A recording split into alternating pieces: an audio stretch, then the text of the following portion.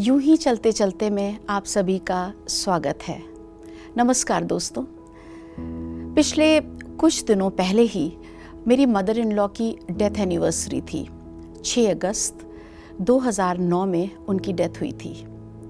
मैं मम्मी को बहुत याद करती हूँ, पर उस दिन मैं खास याद कर रही थी। मैंने सोचा कि मैं पूरा समय उन्हीं के बारे में सोचूंगी, कुछ याद करूंगी, कुछ लिखूंगी। तो मैंने उनके बारे में कुछ पंक्तियाँ लिखी हैं जो मैं आप सब के साथ शेयर करना चाहती हूँ। और उसका कारण ये है कि ये जो रिश्ता है मदर इन लॉ के साथ, ये समाज में बहुत ख़राब होता जा रहा है। पर मेरा मानना है कि ये बहुत ही खूबसूरत रिश्ता है और इस अच्छेपन की जो अच्छाई है, जो खुशबू है, ये दूर दूर तक जानी चाहिए। इसीलिए कुछ पंक्तियाँ लिखी हैं जो श्रद्धांजलि के रूप में थी मेरे मन में, पर मैं आप तक पहुँचाने की कोशिश कर रही हूँ। ज़्यादातर दोस्तों लोग सोचते हैं कि ये मदर इन लॉ, ये शब्द ही बहुत डिफ़िकल्ट है और ये रिलेशन बहुत ही मुश्किल है, पर मैं ये बिल्कुल नहीं मानती। और कुछ लोग कहते हैं कि जो मदर इन लॉ हैं वो कभी मदर नहीं हो सकती। ये तो बिल्कुल ही नहीं मैं मानती, ये सच नहीं है।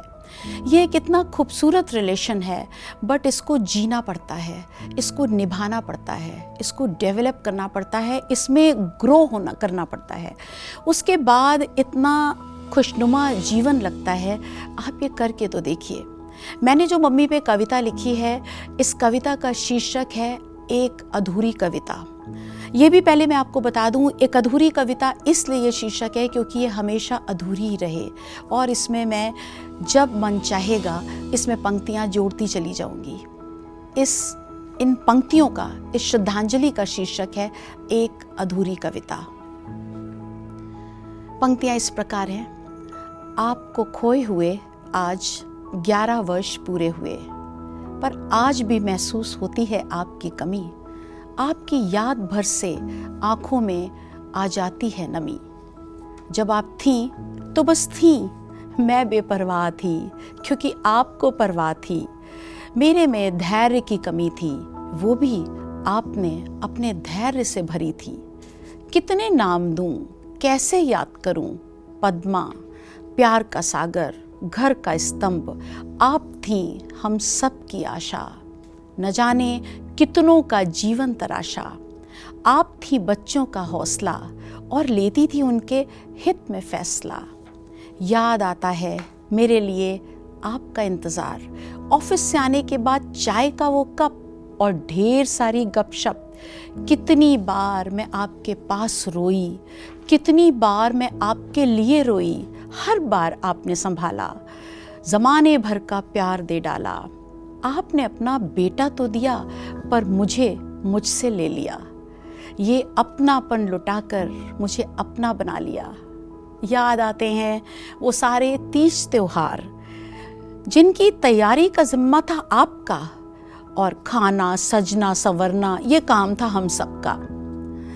इतनी परंपरा तो आप बना गईं, अपनी खुशबू भी बसा गईं। हम तो ये सब निभा रहे हैं, ये जिंदगी आपके बिना चला रहे हैं। ऐसा लगता था आपको किस्मत में लिखा कर लाए हैं। आपने जो प्यार दिया तो लगता था न जाने किन कर्मों का पुण्य पाए हैं। पर ये क्यों नहीं कभी दिमाग में आया कि जो आया है जाएगा, जो पाया है खोएगा। हमारा एकमात्र सहारा हमें कर गया बेसहारा। ये तब नहीं महसूस हुआ कि व्यर्थ होगी हमारी दुआ। आप जिंदगी से हारी और हम अपने से हार गए।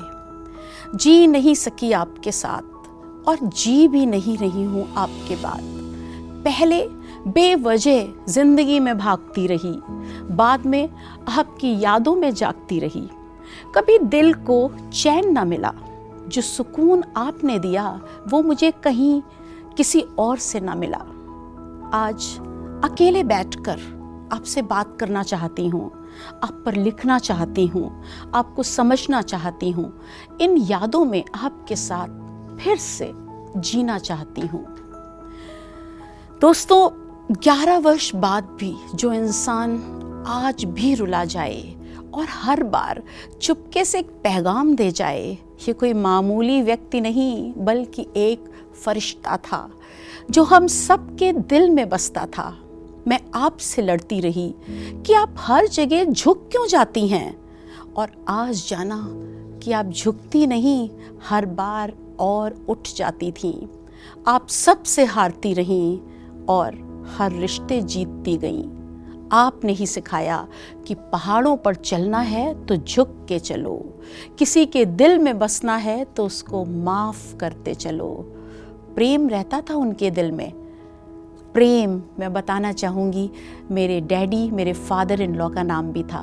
मैंने कुछ इस प्रकार लिखा है, प्रेम रहता था उनके दिल में, तभी तो चर्चा होती है उनकी हर महफिल में।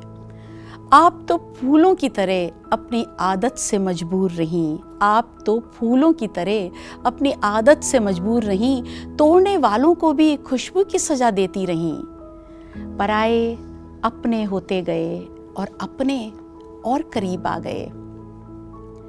दोस्तों, पंक्तियां तो यहीं तक थीं, इसमें मैं और भी पंक्तियां जोड़ूंगी, हर बार जोड़ती रहूंगी, लेकिन अंतिम 2 पंक्तियां आपके लिए पेश करना चाहती हूं जो मैंने लिखी है।